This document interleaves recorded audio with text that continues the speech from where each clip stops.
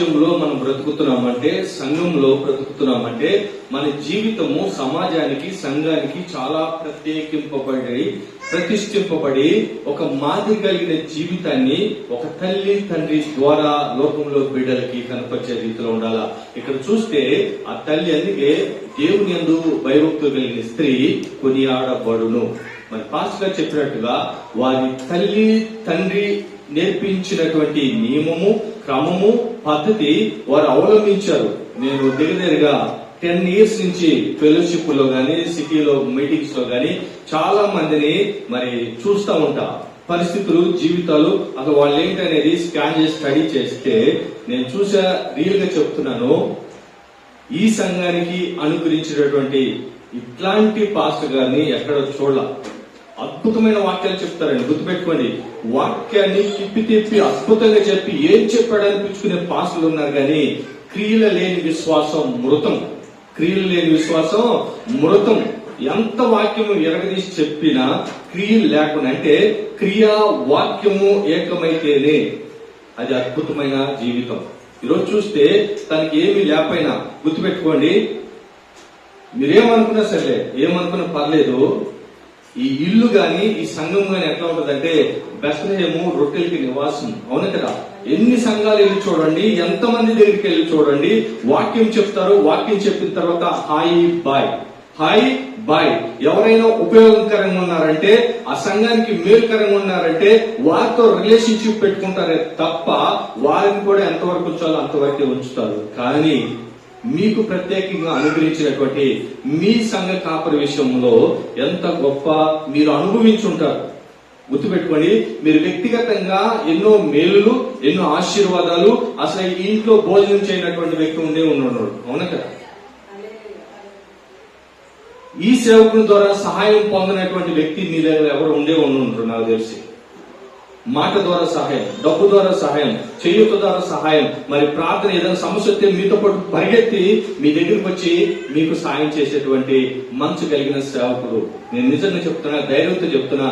మరి నా మనసు అలాంటిది కాబట్టి దేవుడు నన్ను అన్నను ఎందుకు కలిపాడో నాకు తెలియదు. సో ఆ విధమైన మనసు లేకపోతే ఆ వ్యక్తి దగ్గర నేను ఉండలేను. దేవుడు నిజంగా ఈ బంధం ఏర్పాటు చేశాడు. యోనాతాను దావీదు బంధం బైబిల్ ఎలా ఉందో వారు ఏ విధంగా జీవించారో మరి నా కోసం ప్రత్యేకంగా ఏర్పాటు చేసినటువంటి, మరి ఒక తల్లి కడుపున పుట్టకపోయినప్పటికీ మరి అంత ఆప్యాయత, అనుబంధం కలిగిన, నేను బాధపడితే తట్టుకోలేదు. అట్లా కాదు, ఇట్లా కాదు, ప్రార్థన చేద్దామని ఎన్నోసార్లు ఓదార్చిన ఈ సేవలు బాధపడిన పరిస్థితులు ఉంటే నన్ను ఎంతో లేవనెత్తిన వ్యక్తి, ఎంతో మరి చేయూతనిచ్చిన వ్యక్తి, ఎన్నో విధాలుగా నా కొరకు ప్లాన్ చేసిన వ్యక్తి, ఎన్నో విధాలుగా నా కొరకు అక్కడెక్కడ మాట్లాడి లైఫ్ కోసం ఏదైనా చేద్దామని ఆలోచన చేసి మీ కొరకు కూడా ఎన్నో సంవత్సరాలు ఎన్నో చేసి ఉంటాడు. కానీ మీరు మీ జీవితంలో గుర్తుపెట్టుకోండి, రుణపడిన జీవితం ఉండాలి. దేవుని మహిమ కొరకు, సంఘ క్షేమం కొరకు, మీ సేవకుడి యొక్క అభివృద్ధి, ఆశీర్వాదం కొరకు ఒక్కరన్నా దయచేసి రుణపడి జీవిస్తే మంచిది.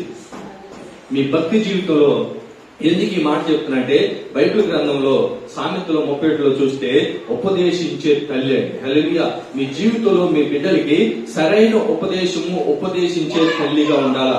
బ్రతుకు జీవితము ఎలా జీవించాలి, జీవించిన బ్రతుకు కాలంలో ఎలా బ్రతకాలి, ఏది చేస్తే తప్పు, ఏది చేస్తే ఒప్పు, ఏది చేస్తే ఏ విధంగా మనుషులు పతనం అయిపోయారో, బ్రతుకులు సర్వనాశనం అయిపోయినాయో బైబిల్లో రాయబడిన మాటలు అర్థవంతంగా తల్లిగా, తండ్రిగా బిడ్డలకు ఉపదేశించాలి.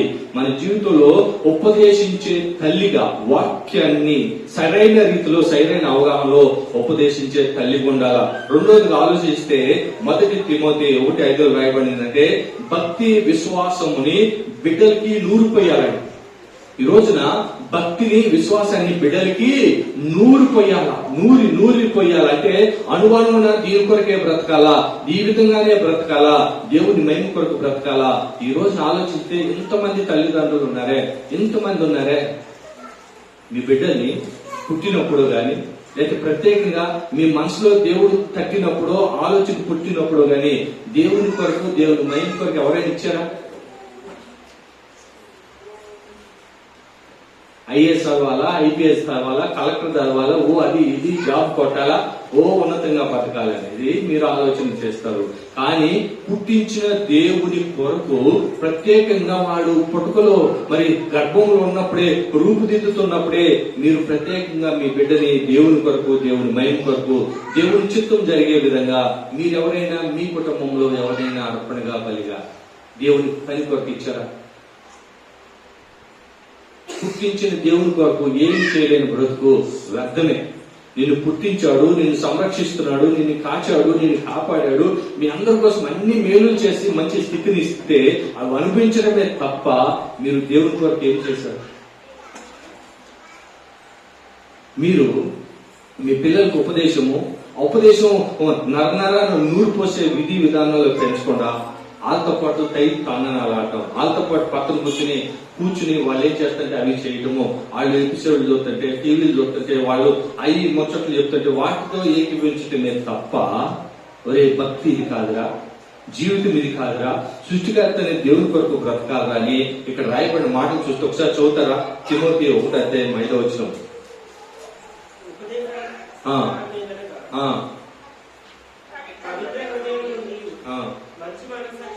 2 తిమోతి 1:5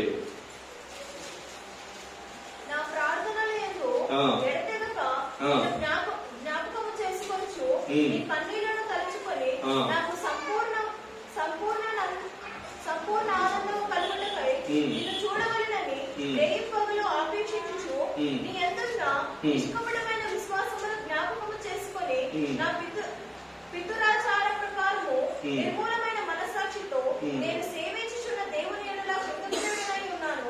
ఆ విశ్వాసము మొదట నీ అవ్వయైన లోయలోను నీ తల్లి అయిన వినేకిలోను వసించెను, అది నీయందు సహవసించుచున్నదని నేను రూఢిగా నమ్ముచున్నాను. చూసారా? తల్లి వాళ్ళ కూతురికి నేర్పింది, ఆ తల్లి వాళ్ళ బిడ్డకి నేర్పింది తిమోతికి. ఈ రోజున వంశాలు దేవుడు నమ్ముకున్నాం అంటున్నారే. మీ వంశంలో, మీ కుటుంబంలో దేవుని చిత్తానుసారంగా తిమోతి తన బిడ్డని దేవునికి ఇచ్చిందే, తిమోతిని తన తల్లి దేవునికి ఇచ్చిందే. మీరు మీ బిడ్డల్ని, మీ జీవితాన్ని దేవునికి అర్పించి దేవుని మహిమ కొరకు పెంచే విధంగా ఉండటం అనేది చాలా ప్రాముఖ్యము. ఒకటి, ఉపదేశించే తల్లి ఉండాలా. తర్వాత దేవుని వాక్యాన్ని, విశ్వాసాన్ని, భక్తి క్రియలతో నూరు పోసే విధంగా ఉండాలా. మూడోదిగా ఆలోచన చేస్తే ద్వితీయోపదేశకాండం 4:9 చూస్తే నిత్యము మంచి చెడులను జాగ్రత్తలను నేర్పాలండి. బిడ్డలకి జాగ్రత్తలు నిత్యము నేర్పాల. వాక్యం ధ్యానించడము, క్రమము, పద్ధతి, విధి విధానము, దేవుని చిత్తానంగా జీవించే విషయాలు ఇంటికెళ్ళి చదువుకోండి. దేవుని కొరకు అన్ని విషయాల్లో జాగ్రత్తలు నేర్పాల. ప్రతిరోజు అనుదినము నేర్పాల. తర్వాత మనం ఆలోచన చేసినట్లయితే చక్కగా దేవుని యొక్క చిత్తంలో మరి ఎఫెసీ 6:4 రాయబడింది ఏంటంటే శిక్షణలోను బోధలోను పిల్లలను పెంచాలి. శిక్షణలోను బోధల్లోను పెంచాలి. ఈరోజు పిల్లలు చూస్తే టిక్ టాక్లకి, ఇన్స్టాగ్రామ్లకి, మిగతాకి భయంకరంగా అట్రాక్ట్ అయిపోతున్నారు. భయంకరంగా వాటి ఉచ్చుల్లో వలలో పడిపోతారు. అవేవి చూసినా భయంకరమైన దేవునికి అసహ్యమైనటువంటి యాటిట్యూడ్స్ తో కూడినటువంటి ఆ లోకంలో అలా కొట్టుకుపోతుంటే ఆ వలలో కూడా మన క్రైస్తవ బిడ్డలు, మన బిడ్డలు, మన ఇంట్లో వాళ్ళే ఆటలోకి వెళ్లిపోయి వాళ్ళేదో పోస్టులు పెట్టి, వీళ్ళు ఇంకో పోస్టులు పెట్టి ఈ విధంగా వాళ్ళు ఏం చేస్తారంటే లోకపు ఉచ్చులో వలలో పెరుగుతున్నారు. ఎంత ఘోరం ఆలోచన. సరైన బోధలో, సరైన భక్తిలో బిడ్డలు ఏం చేయాలంటే పెంచాలి. ఈ రోజున ఆలోచన చేస్తే బైబిల్లో ఒక అద్భుతమైన ఒక సాక్ష్యం చూద్దాం. మరి 2వ దినవృత్తాంతాలు 24:1. 2వ దినవృత్తాంతాలు 24:1. అదేవిధంగా 2వ దినవృత్తాంతాలు 34:1.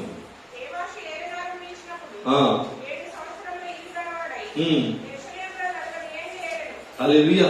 కింద రాయబడితే ఆమె తల్లి పేరు జిబియా తల్లి ఆలోచన చేస్తే 7 సంవత్సరాలప్పుడు ఆ రోజు రాజరికం ప్రకారము నెక్స్ట్ ఎవరనేది వాళ్ళు నియమించి రాజునిగా ఎంపిక చేయడం జరుగుతుంది. ఈ బిడ్డ 7 సంవత్సరాలప్పుడు రాజుగా రాజరికానికి ఏలుబడి చేసినప్పుడు తన జీవితంలో చూస్తే తన తల్లి నేర్పిన భక్తి జీవితము ఎట్లాంటిదంటే దేవుని యందు యథార్థంగా దావీదు బతికిన రీతిలో తన బిడ్డ యథార్థంగా భక్తి భావంతో బతకాలని 7 సంవత్సరాలప్పుడు రాజుగా ఏలుబడి చేస్తున్నప్పుడు ఆలోచన చేస్తే 40 సంవత్సరాలు ఏలాడు. ఎంత భక్తి భావం అంటే దావీదు నడిచిన రీతిలో కుడి ఎడమను తప్పిపోకుండా యథార్థమైన భక్తి జీవితాన్ని జీవించి 7 సంవత్సరాల వయసులో 40 సంవత్సరాలు రాజ్యం వెళ్ళాడు. ఆలోచన 7 సంవత్సరాలు ఉన్న మన బిడ్డలు ఇప్పుడు ఏం చేస్తున్నారు? 7 సంవత్సరాల వయసు వస్తే మన బిడ్డలు తందనాలు, ఆటలు, పాటలు. ఇక్కడ చూస్తే తల్లి పెంపకం, మన బిడ్డల పెంపకము మన చేతుల్లో ఉంటది, తల్లిదండ్రుల చేతుల్లో ఉంటది. సరైన రీతులు ఇప్పుడు పెంచితే తర్వాత ఫ్యూచర్ లో వాటి ఎఫెక్ట్ ఉంటది. ఇప్పుడు సరిగా పెంచకుండా భక్తి భావాలతో వాళ్ళు బ్రతకుండా మన ఇష్టానుసారంగా వదిలేసామా, రేపు వాళ్ళు తిరగబాటు చేస్తారు, నీ మీద నా మీదకి వస్తారు. తర్వాత లోకంలో దేవునికి అసహ్యంగా బ్రతుకుతారు, దేవుని ఒకరితో కొట్టుకుపోతారు, భయంకరమైన పరిస్థితికి గురైపోతారు. ఆలోచన తర్వాత 34 అధ్యాయం 1వ వచనం.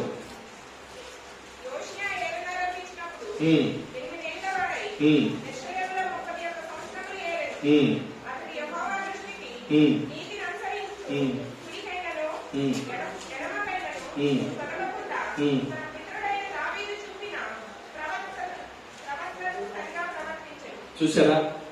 8 years. మీ ఆలోచన చేయండి, ఆ వయసులోనే కుడికైనను ఎడమకైనను తప్పిపోకుండా దేవుని భయభక్తులు కలిగిన జీవితాన్ని జీవిస్తూ తన పితుడైన దావీదు జీవించినటువంటి నియమము, క్రమము, పద్ధతి, విధి విధానాల్లో పెరిగి 40 సంవత్సరంలో ఆలోచన చేస్తే అంత అద్భుతమైనది.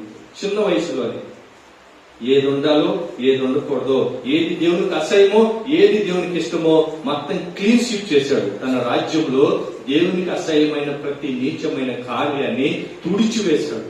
యెరూషలేమును పవిత్రపరుచుకున్నాడు, యెరూషలేమును శుద్ధి చేసుకున్నాడు. యెరూషలేములో ఉన్నటువంటి అసహ్యమైన, హేయమైన, దేవునికి అయిష్టమైనటువంటివి క్లీన్ స్వీప్ చేశాడు. ఏం లేకుండా పొద్దున్నే మున్సిపాలిటీ వాళ్ళు వచ్చి తుడుతారా రోడ్లు, అట్లా పాపపు విధి విధానాలు ఆ రోజు ఏమైతున్నాయో ఏమి లేకుండా తుడిచివేసి వాటిని కాల్చివేసి బూడిదని జల్లి పడేశాడు.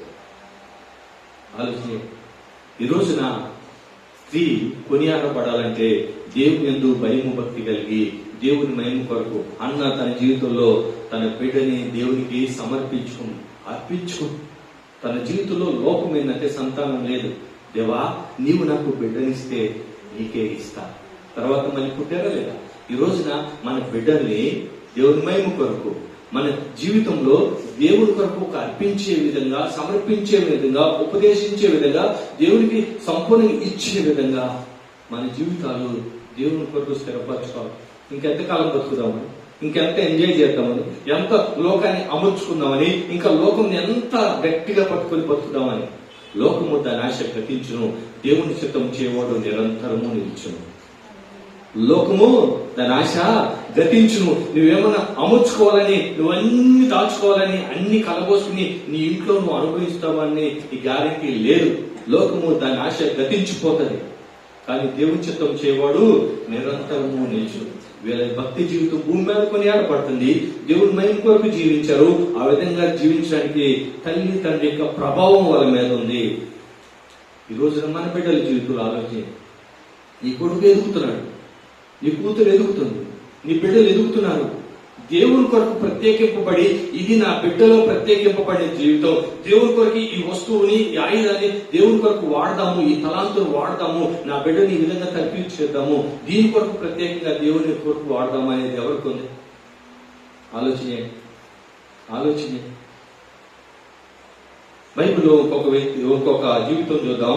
మరి 2వ దినవృత్తాంతాలు 22 అధ్యాయం 3వ వచనం. 2వ దినవృత్తాంతాలు 22:3 వచనం.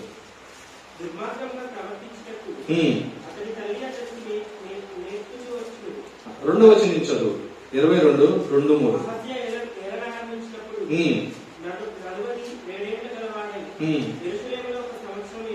చూసారా?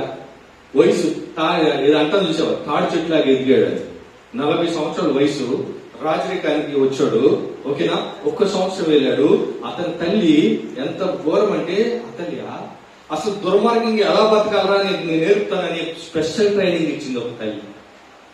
దుర్మార్గంగా ఎలా బతకాలి, చెడుతనం ఎలా చేయాలా, నీచంగా ఎలా బతకాలా, అసలు ఆ నీచ తత్వం ఎట్లా ఉంటుంది, దుర్మార్గం బ్రతికెత్తా ఉంటుందో నేను నీకు నేర్పుతారా అని చెప్పి అతుల్య తన తల్లి దుర్మార్గంగా ప్రవర్తించటము నేర్పించింది దగ్గరుండి.